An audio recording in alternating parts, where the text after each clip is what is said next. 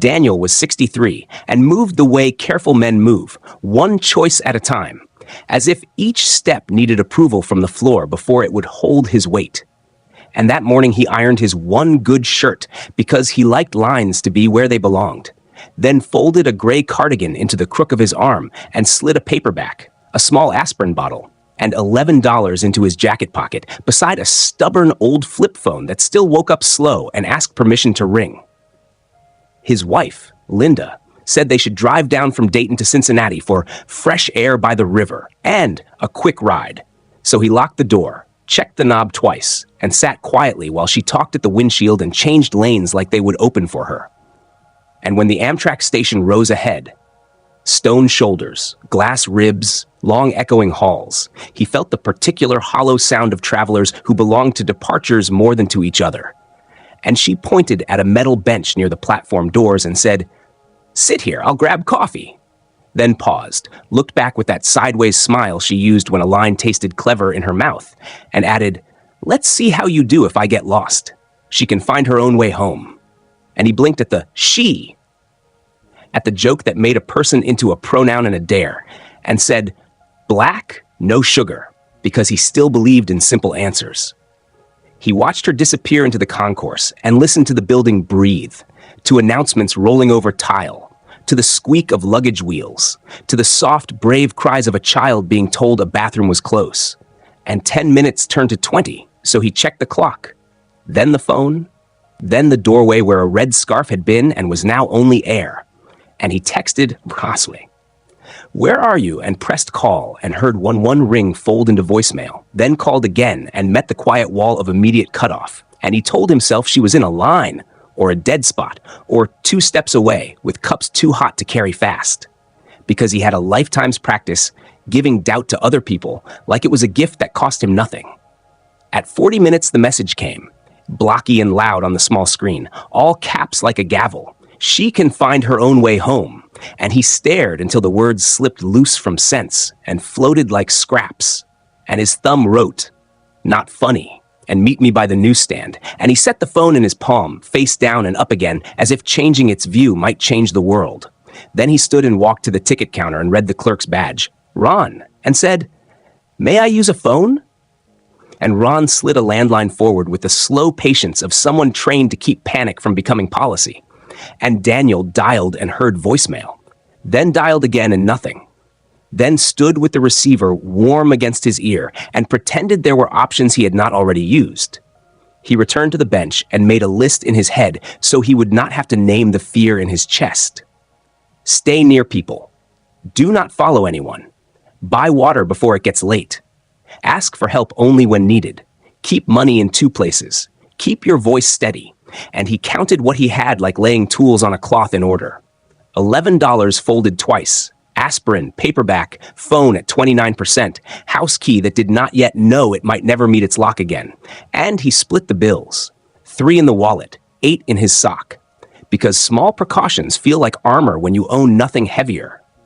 Afternoon sloped toward evening, and the light inside the station brightened to keep up, and a janitor dragging a yellow sign paused and asked, "You good, sir?"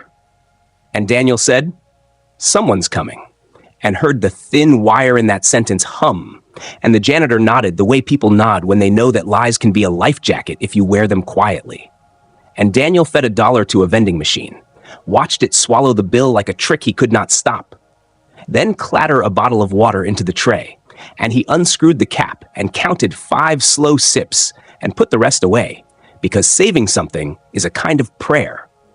And he tried to read the same paragraph that kept arriving like the tide and leaving like it had forgotten him. And when the cold came in under the big doors around 10, he drew the cardigan tight and went back to Ron and asked if there was a place warmer to wait after the platforms closed. And Ron pointed to window chairs along a long pane of glass and said, "You'll be fine there." And Daniel believed the sentence, even as he tasted the guess inside it. And he set a 30-minute alarm and told himself this would be the box the day ended in, a box that could be taped and shelved under the label "bad joke." And when the alarm buzzed, the air did not change. The doorway did not fill. The coffee did not arrive. And he set another and let it buzz and watched time leave without him. And he called home and met a mailbox that said nothing in a cheerful voice. And he did not call again because the sound of pretending to listen had always been worse than silence. A freight train groaned past outside like a tired animal. And he watched it through the glass and felt a small idea sit down across from him like a stranger at a diner. I do not have to go home, and the idea did not raise its voice. It just stayed, and he stood and walked the concourse once the way a man checks a fence.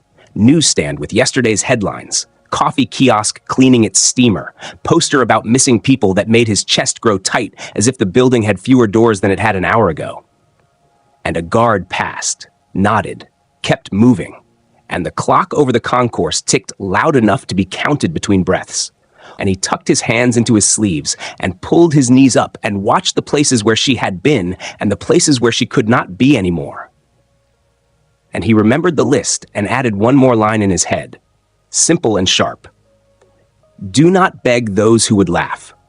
Then he rose, slid the paper back into his pocket, looped his bag strap across his chest, the way he had seen careful travelers do, and walked out through the front doors into air that held its own cold and its own promise. And the city was there with its neon and its buses and its strangers who did not owe him a reason to pass by. And he stood under a streetlight and listened for a feeling that could tell him which way to turn. And none came. So he picked the direction with more people and steadier light, and he began to move, because moving was the only thing that told the body it still belonged to itself. And he told himself one clear rule in a slow, quiet voice that did not shake. No more waiting where you were left. He walked toward light because light meant people, and people meant witnesses.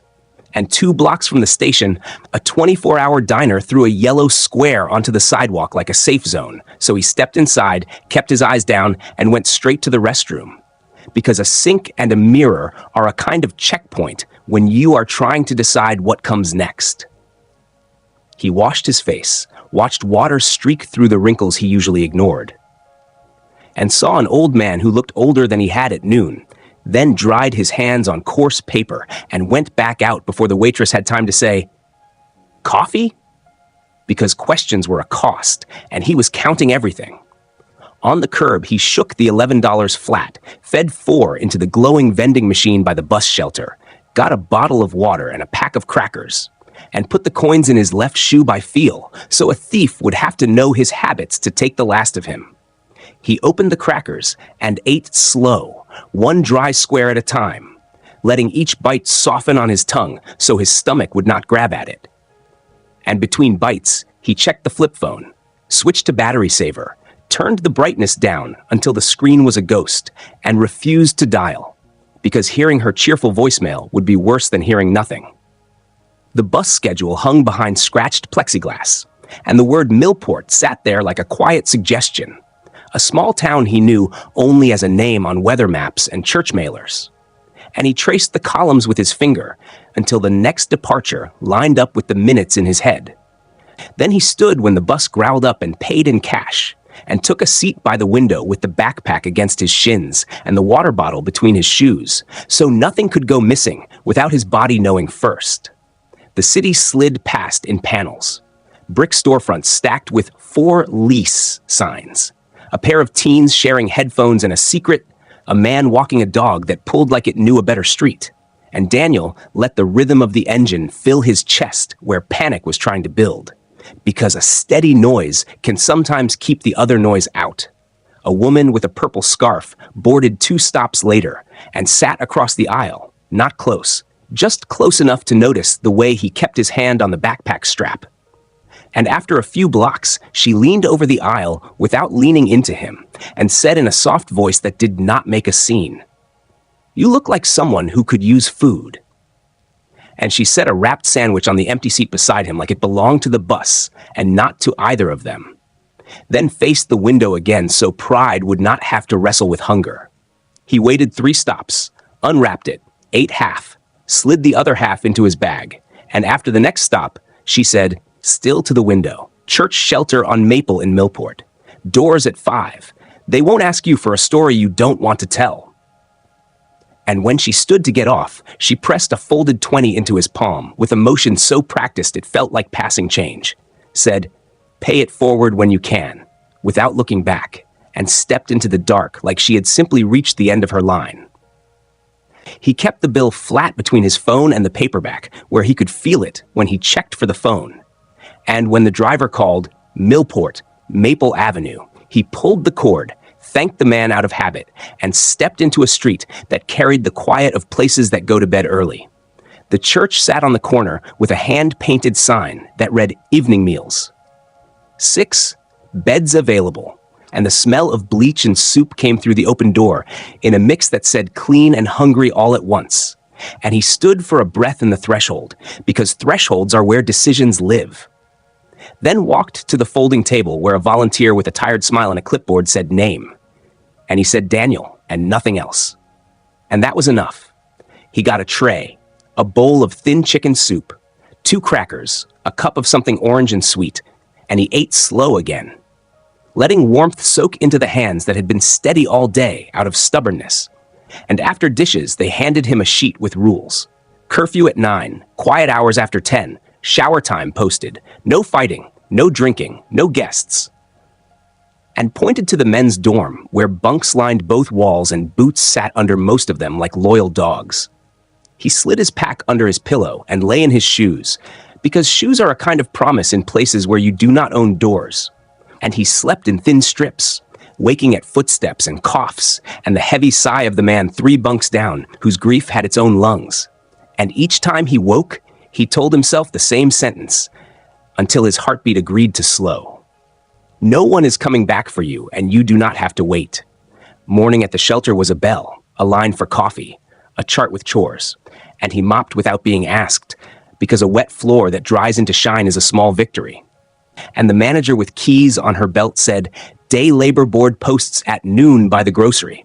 So at 11:30, he stood under the plastic letters and took the first card that said stockroom, sweep, unload, 3 hours, cash. And he did the work with a kind of careful pride, stacking boxes square, sweeping corners most brooms ignore.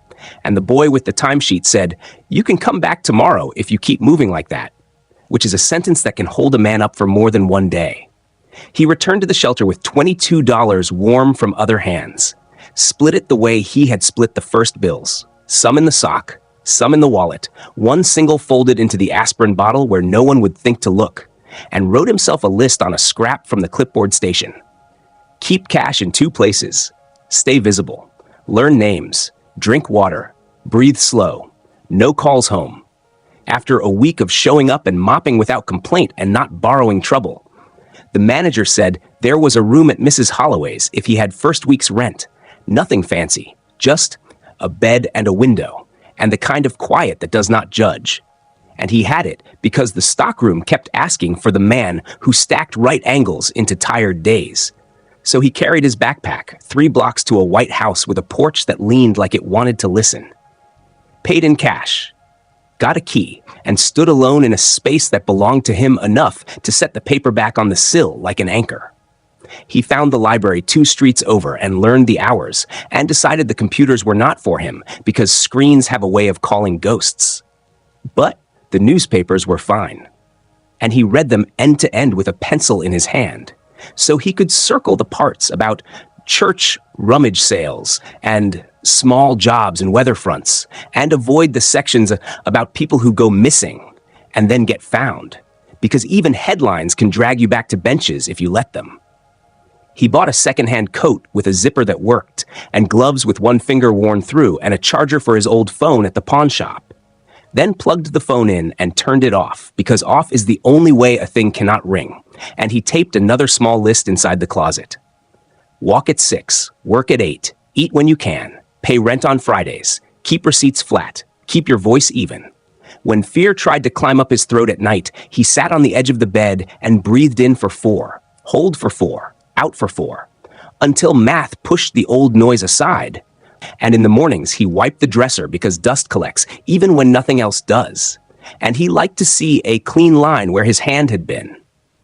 After 2 weeks, he asked the grocery manager if the stockroom could use him regular. And the man said, 3 days to start. And 3 became 5, because shelves do not argue with a person who sorts them without missing labels. And the money turned into steadiness. And steadiness turned into a life made of small checks in small boxes that still mattered. He did not walk past the train station when he returned to the city for a hardware run with the manager, because there are places that will turn your feet even when your mind is set. And he did not say the word wife in any room, because some words are passkeys, and he wanted no doors to open behind him. On Sundays, he arrived early at the church to set hymnals straight and wipe the smudges off glass. And the pastor nodded without asking for a testimony, which is another word for a story you do not owe to anyone. And when he put his last 3 singles into the plate, he kept the coins in his shoe, because faith and caution can sit in the same pew when you are learning how to stand again. A month in, he realized he had not checked the phone for days, and this surprised him like finding an extra dollar in a pocket, and he allowed himself one more sentence to add to the list, simple and sharp and not unkind. You are allowed to go on. The first months in Millport stacked themselves like neat boards in a shed, one day against the next, until he could grab any week by the ends and lift it without it falling apart. And Daniel kept to the list he taped inside his closet. Walk at 6, work at 8, eat when you can, pay rent Fridays, keep receipts flat, keep your voice even. Because rules made a room feel anchored. He rose before the sun, tied his shoes with the double knots he trusted, and stepped into streets that smelled of cold bread from the bakery and damp wood from porches. The town never stopped repainting. And at the grocery stockroom, he made himself small and useful, stacking cases with labels facing out, breaking down boxes to perfect squares, learning which pallets splintered and which rolled smooth. And the floor boss, a woman who wore her pen behind her ear like a carpenter's pencil, started saying, "Daniel, take the new kid." Because new hands worked better when they followed steady ones. After a season of days that did not argue with him, he added a second job at the hardware store 2 doors down, where the owner, Mr. Flanders, tested him with a crooked aisle of mismatched screws and washers. And Daniel drew a map in his head, sizes and threads and finishes. Then set every bin right, and wrote the new labels in block letters even tired eyes could trust.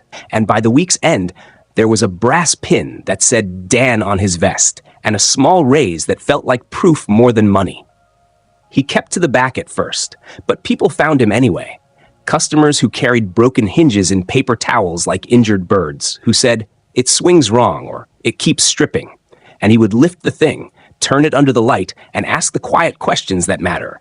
What wood? What weight? What side? Then lay out the fix one step at a time, pencil behind his ear now too.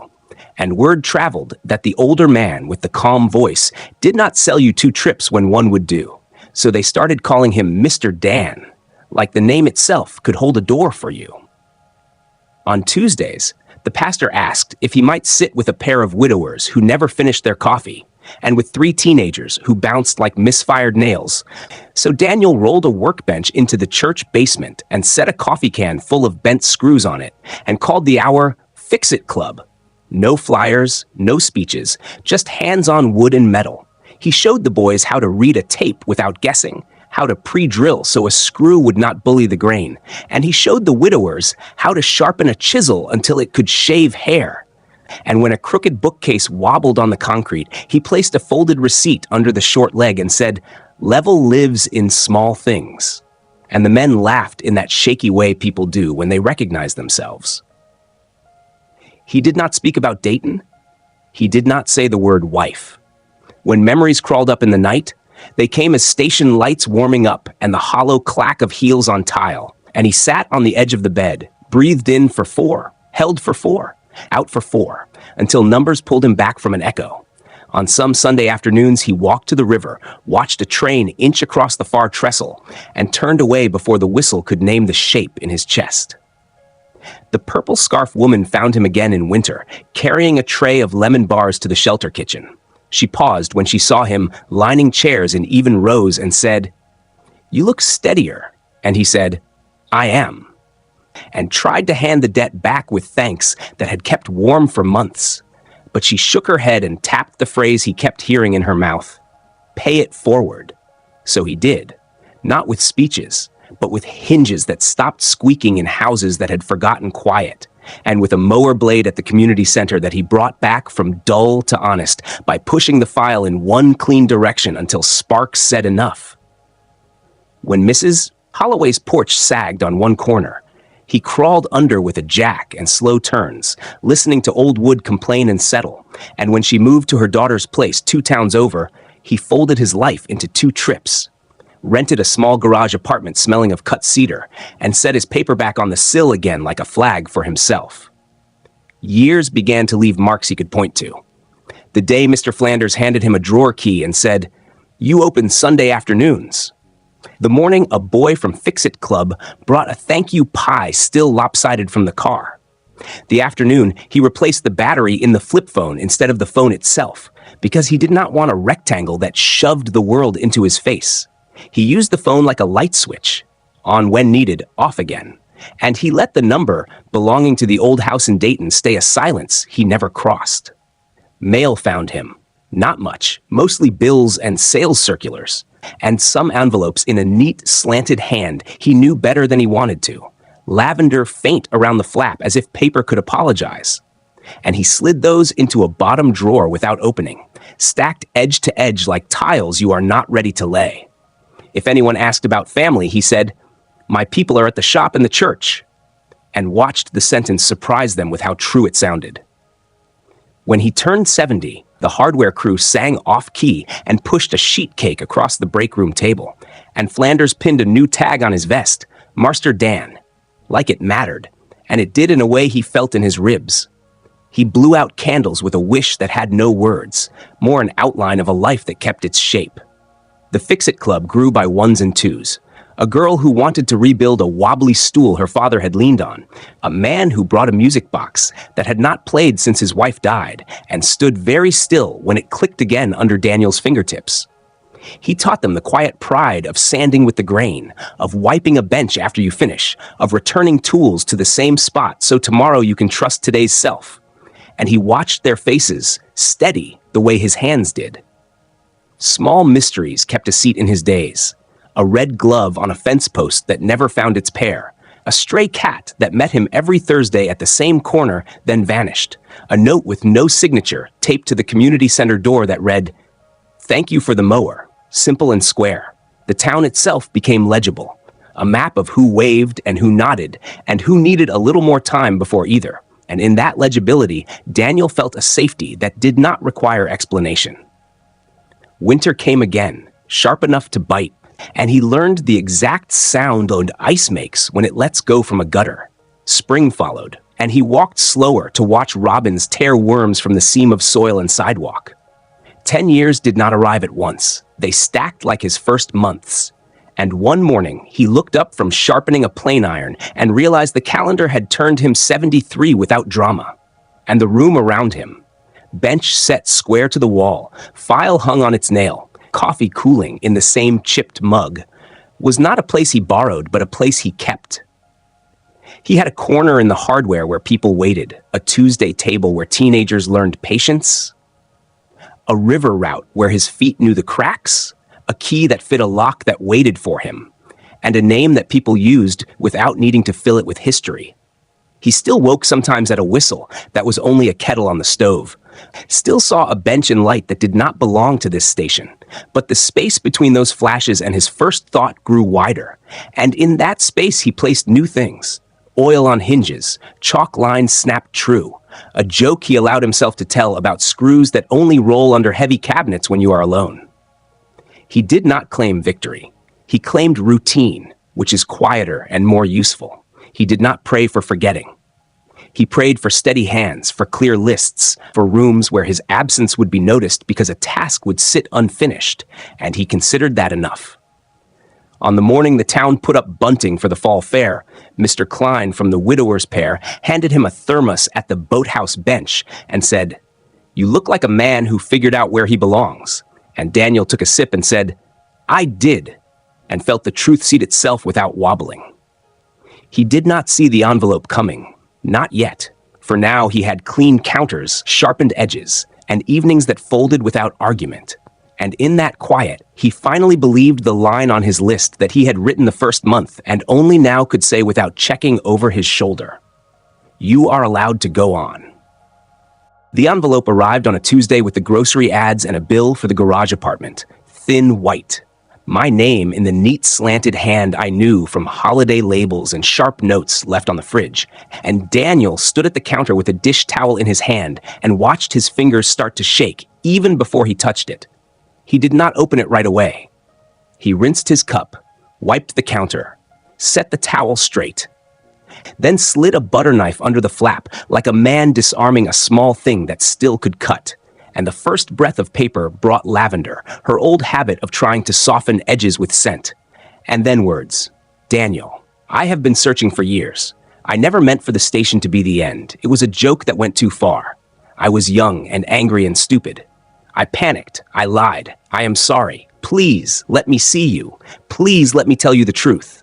He read it once straight through, then again slower, hearing joke land like a hard pebble in a metal bowl, hearing truth stretch thin across a gap that had 10 winters in it. And when he set the letter back in its sleeve, his hands were steady again, because lists stepped in where feeling wanted to run. Put paper away, make coffee, go to work. Do not decide tonight. At the hardware store, he found himself snapping at a man who mixed drywall anchors with wood screws. Different walls, different fix, too sharp, and he caught himself and said, "My fault, let me show you." And he laid out the small parts in a clean line and left the man with the right pack and a simple drawing in pencil. And he apologized to Mr. Flanders for being short. And Flanders waved it off. "We all get a stone in the shoe," then handed him a hinge return and asked for the calm voice he was known for. At lunch, he ate his sandwich in the stockroom, standing by the mop sink because chairs sometimes make you feel trapped. And he took the folded letter out long enough to read the salutation again, and notice how she had not written "Dear," only his name. And he put it away and went back to work. At Fix-It Club that evening, Daniel taught 2 teenagers to scribe a cabinet to a crooked wall. The pencil flat, the plain light, the fit calm, and he watched their faces shift from hurry to care, the way faces do when hands learn something exact. And when one boy said, "How do you know when it's good enough?" Daniel answered, "When it rests without you holding it," and heard his own voice like it was standing next to him. He locked up the church basement, walked home the long way past the river. And when the train on the far trestle blew a low note, he turned his head without stopping, because he had learned you can keep moving and still refuse an old invitation. He set the flip phone on the nightstand to charge and lay down with the window cracked for cold air and the city's breath, and he slept for an hour. Then the room blinked blue, and the phone hummed its insect hum, and the screen said a name he had not said out loud in 10 years, Linda. He let it ring because midnight is not an honest time. But the call ended and began again. 2:07, 2:11, 2:14, a steady tapping on glass. And at 2:23, he rolled to his side and counted breaths like the nurse taught him. In for 4, hold for 4, out for 4. And the calls kept stacking. 2:41, 2:47, 2:52. And by 3:15, the missed call counter read 23, and the number looked like a countdown even though it wasn't. And still, he did not answer. And at 3:28, the phone went still with a count of 37. Tonight. 37. Missed calls. And he sat up, turned on the lamp, and opened voicemail because listening is different from talking, and he owed no one his voice. The first message was her speaking fast like words might outrun guilt. "Daniel, it's me. Please don't hang up if you pick up. I can explain. I know you don't want to hear from me, but please." The second carried panic that made his own chest tighten on reflex. "Please, please, I am begging you. I have to tell you the truth about that day. I thought I was being clever. I was wrong. I was wrong. I am sorry." The third was quieter, like a person in a hallway where other people sleep. "I shouldn't have left you there. I don't expect forgiveness. I just need you to know what happened after. I need you to hear it from me." And he set the phone down, face down, and stared at the ceiling, felt anger and something like pity grind against each other until both dulled. Morning took its time, but it came. The window gone from black to gray. And he made coffee because coffee is a routine that holds when nothing else does. And he went to the river path and sat on the boathouse bench. the wood cold through his coat. And Mr. Klein found him with a thermos, the way men who have learned the same breath exercises find each other without looking. And Klein poured coffee into the lid and slid it over and said, "You look like a man being pulled by two ends of the same rope." And Daniel told him enough. Letter, calls, the word joke in a sentence that should never have had one. And Klein said, "Simple, flat, useful. You don't have to pay old bills with new peace." And Daniel nodded because that sentence had weight in it.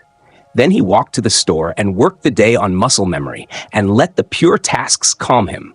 Cut a key, match a paint chip, show a man how to set a toggle bolt without chewing the drywall to chalk. After close, he sat at the little table under his window with the letter on the wood like a tool he wasn't sure he would keep.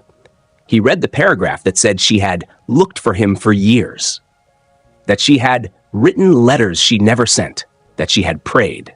And he felt each word try to pull on the rope Klein had named, and then he wrote his own short list on the back of an old receipt, because lists are fences. Do not reply at night. Decide in daylight. If you meet, choose neutral ground. Keep it public. Set a time limit. Leave on your terms. He set a kitchen timer for 5 minutes and sat with the idea of never answering at all, felt his breath sink. Then set the timer for 5 more and sat with the idea of a single meeting for himself, not for her, to look a past in the face with the hands and voice he owned now. And when the bell rang, he knew which way his feet would go. He did not call. He sent one message because words are better measured when they are counted. Tomorrow. 10 a.m., Maple Street Cafe. 15 minutes. No greeting, no name, no apology, and he turned the phone off to stop the impulse to check it. He laid out his shirt for morning the way he always did on Sundays. Pressed the collar flat, polished the shoes he wore when he needed to feel ground through leather. And he slept in slices that were longer than the night before, because a plan, even a small one, is a blanket. He woke early, not to think but to move. Wiped the counter clean. Made a sandwich because a man thinks better when he isn't hungry. Put cash in 2 pockets, wrote a note for himself, and left it on the dresser. You owe no one a story you don't want to tell. And walked out into a town he had learned street by street, past the church whose pews he had oiled, past the community center whose mower blade he had brought back to honest, past the hardware where the sign still turned from rest to open, with the same soft click, toward a cafe that smelled like burnt espresso and old cinnamon rolls, and had a bell on the door that chimed like a harmless thing. And as he walked, he tested the words he might need if old habits tried to speak for him. I will not revisit the station.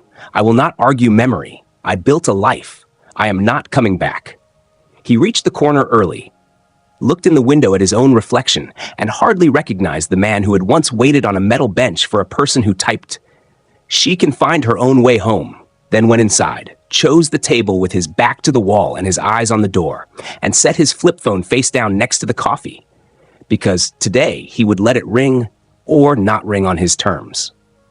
The bell on the Maple Street Cafe door chimed once like a harmless thing, and Daniel sat with his back to the wall, his eyes on the entrance, a black coffee cooling in front of him, and his flip phone face down beside it, because a man thinks more clearly when he chooses what he will hear. He had arrived early, chosen a table by the window, counted out his cash for both cups, and laid his rules in order in his head. Keep it public, 15 minutes only, no arguments about memory, no station talk, leave on your terms. And when she walked in, he almost did not recognize the smaller woman who paused under the door light to scan the room, hair streaked with gray, shoulders rounded, eyes that searched like someone who finally understood that rooms do not open just because you want them to. She saw him, put a hand to her throat like something caught there, then crossed the floor and stopped at the chair he had angled out. He did not stand. He lifted a finger toward the seat and said, "Please sit," in the voice he used when customers brought in a hinge they had bent twice already. Up close, she smelled faintly of that lavender on paper, a habit that had outlived its welcome, and when she spoke, her voice had an edge of apology that did not yet belong to anything true. "You look strong," she said. "I am," he answered. He tapped the face-down phone once with a fingertip. 15 minutes. She nodded too many times, gripped her cup with both hands, and began with the sentence people use when they wish the past were less sharp. I never meant. He raised a palm. Don't soften it. Say the thing. She swallowed, looked at the window, then at him. I wanted control, she said. I wanted to prove I didn't have to babysit. I left you there to scare you. It was a joke in my head, a test. I meant to come back in 5 minutes. I kept walking. I got angry at how easy it felt to keep walking. When I realized what I had done, I panicked and lied. I told people you stormed off. I said you turned around and refused to get in the car. I filed for separation because I was ashamed and because the lawyer told me it would be simpler if I said you had left first. I sold the car. I sold things we bought together. I told myself you were better off not knowing. She looked at her cup and then at him again. I am sorry, Daniel. I carried it every day. He listened the way he listened to a hinge that creaked even after oil, head tilted, not charmed by the effort, searching for the grit in the pin. You left me like luggage, he said evenly. Then you wrote me letters that smelled nice. She flinched. I looked for you, she said. Flyers at shelters, calls to hospitals, police reports no one cared about because they said grown men go missing by choice. I prayed. I thought if I ever found you, I would say the truth to your face. Last night, she hesitated, shame and urgency wrestling in her mouth.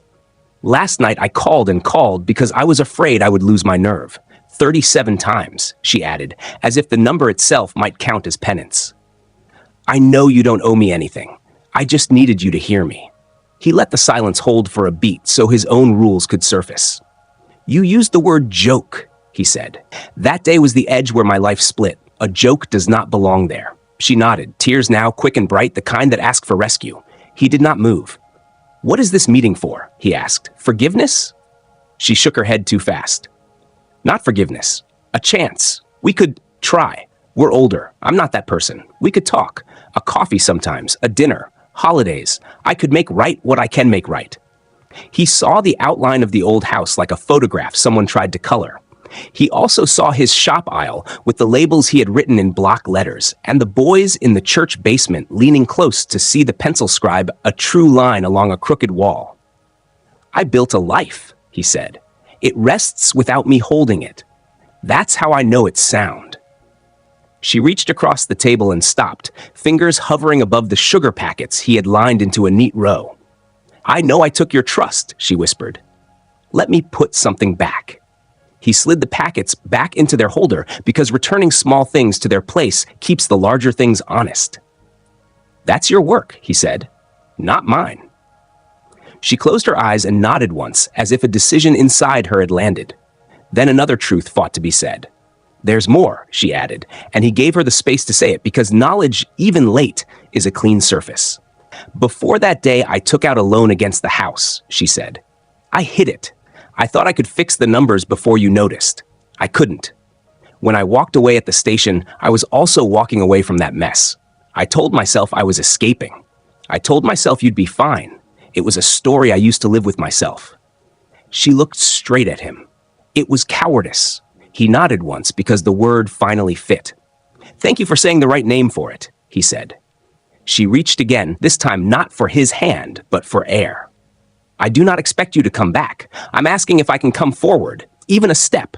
He glanced at the phone, flipped it face up, and pressed the side button so the blank screen showed him his own reflection for a tight second, then went dark. No, he said. Not unkind. Hate takes energy. I don't hate you. I don't carry you. I don't have room to start again. She folded, quietly, the way paper folds along a long crease. Will you at least tell me if you're... She bit the word and changed it. Are you all right? He thought of the mower blade he had brought back to Honest with a file, of the key drawer Flanders had trusted him with, of Mr. Klein's thermos lid slid across the bench like an offering, of the teenagers' faces when a cabinet finally sat without a shim. I am, he said. The bell over the door chimed for someone else, a sound that did not belong to them. He set cash on the table for both cups and stood. She lifted a hand as if to stop time. I love you, she said, the old sentence spoken into new air. He met it like a steady wall. That is yours to carry, he answered. She reached, caught his wrist for a heartbeat, and he gently turned his arm and freed himself without force, the way you free a board from a nail that has already lost its bite. "Take care," he added, because kindness costs nothing when it is not confused with permission, and he walked out. The air outside was cold and honest, the kind that wakes a man's skin without bruising it, and he breathed it in, counted 4, held 4, let 4 go, then turned toward the community center, because Tuesday was Blade Day, and dullness does not fix itself. On the sidewalk, a teenager from Fix-It Club spotted him, waved so hard his sleeve rode up, and asked if Daniel had time to look at a rattling chair. Daniel said, "Bring it," and the boy jogged off at once, and that quick trust felt like a hand at his back in the good way. At the center, he set the mower blade in the vise and pushed the file along the edge in one direction only, slow, patient, watching the burr lift and fall like frost in sun. Mr. Klein came in with 2 coffees and said nothing for a while. Then, "Well?" And Daniel answered, "I left," and smiled not like a man who escaped, but like one who arrived where he meant to be. After work, he went home, took the letter from the drawer, folded it once more along its crease, slid it into a manila envelope marked records, and put it at the very back of the file box because some things belong in history, not in reach. He turned on the flip phone, scrolled to the number, felt his thumb hover, remembered how he had written himself a note, "Leave on your terms," and pressed block. The screen blinked and returned to quiet. It did not feel like revenge. It felt like setting down a box he had carried for a mile past the place anyone had asked him to carry it. Evening found him wiping the little table under his window, placing the paperback square to the edge, laying his vest with the M. R. Jordan pin over the chair, and writing tomorrow's list in the steady hand he trusted. Open at 8, match paint chip for Mrs. Alvarez, show Tyler how to set a hinge without sag, walk at 6 if weather holds. He stood at the window a moment longer, watched the town light itself in small squares, and saw his reflection look back like a man who had chosen his life on purpose. He did not rehearse the cafe conversation. He did not edit it in his head. He let it be. When he lay down, the room breathed like rooms do when they have nothing to hide. And he slept without alarms because morning would come either way. And he was the sort of man who would rise to meet it.